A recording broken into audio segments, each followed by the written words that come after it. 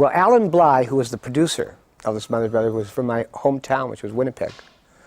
And I had started to do things that I had been on The Tonight Show a few times.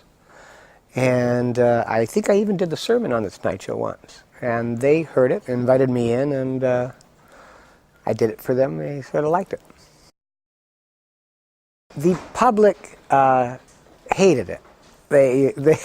It was, well, you know, I think there's a term called presentism, in which you try and judge the past from the standards that exist now. And if you do that, you look at these sermons and they are tame. They're just okay. But at the time, to be dealing with God and the Bible, to say let's put the Christ back into Christmas and the Ch back into Hanukkah, you'd think that I had attacked the Basilica single-handedly. I mean, it was shocking. The letters were unbelievable. I mean, it was so controversial. And of course, Tommy and Dick, and Tom especially, he loved the controversy. He sort of had this messianic thing anyway. You know, I think he thought that he was there to move our generation to the next place.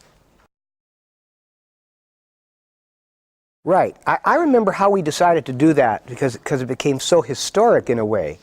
The sermons, or the sermonettes as they were called, to soften them, were supposedly the reason that we were thrown off the air, or the Smothers Brothers were thrown off the air. They said, how could you do this sermon the week that Eisenhower died? We had done it like months before, and we didn't, there was no script and we didn't okay it, and there was a whole thing about making sure that CBS okayed the scripts and all that. But I was doing my professor scene, the honk, where I honked a student every time he made a mistake, and sort of the precursor to a psychiatrist scene that I did. And we had done that, and that was what the show was going to be. And then Tommy and I were just standing backstage, and he said, do you have another one of those sermonettes you could do? It was that casual. And I said, yeah. I said, but do you want me to do one? I already did this. Yeah, go ahead, let's do it. It's great. I want to do it. It's terrific. And I did, I think it was Jonah. Because the issue became, what I did with my hands became a very big issue. I said, the New Testament scholars literally grabbed the Jews by the Old Testament. And then the issue became, was I making some reference to testicles? And I said, of course, that's what makes it funny. And they said, well, that's no good. Yes, they probably did. Whatever they felt was too controversial. I mean, it was all controversial. I was making fun of my mind of a non-sectarian theologian, minister, but it was probably a Reform rabbis who I was doing. That's what I had in mind.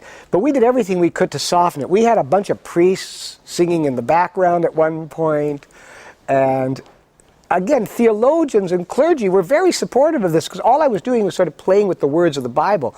It wasn't really sacrilege. The sacrilege was that anyone dealt with God in a humorous way. I'd say God with that mystical sense of humor that is only his, destroyed the whole world with this big flood. And just that alone drove people crazy, Baptists especially.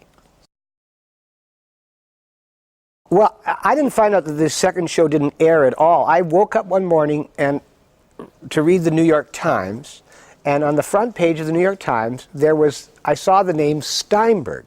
My wife claims that I could find my name through a 30-page, I mean, if it's there in the newspaper, I could open the page to it. But here it was right in front, and I didn't think it was my name. I thought, at that time it was very unusual to be performing with a name like Steinberg.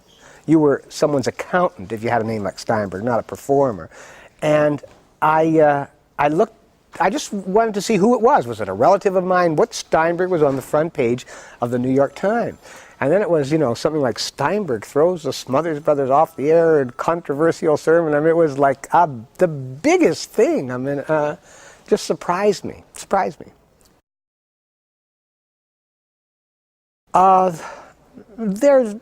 generally the other people in there isn't the community in the entertainment industry that you think, but it wasn't a question. Johnny Carson, who sort of was my mentor, and I did almost all of my work on his show, immediately had me on, and in fact gave me a hosting right after that, and it wasn't terrible from that point of view. The move to throw the Smothers Brothers off the air was political. It was that they were making fun of the Johnson administration. They were making fun of the president. God was like a sidekick. God was like Smiley Burnett. It was like no one they really cared about that much. But they said, God, we can make an issue. Here's a guy making fun of the Old Testament. Let's get him and throw them off the air for that, so it won't look like we're throwing them off the air for calling Johnson an old fool or whatever they did. That was a sketch I did at Second City. And I saw these, I looked at these, and I'm humiliated that they're going to be shown, because I noticed that no matter what I do, my kids will only see my hair. It seemed like I emulated Bobby Goldsborough's hair in most of these sketches. I had a big sort of helmet like that went around my ears. But the philosophy sketch also was unusual in that you never had that kind of language, you know, it wasn't allowed on. So the Smothers Brothers were very innovative and encouraging of irreverence and originality. I mean, they just said, what has been unusual and kept you off the air for all these years, that's what we like. That was great.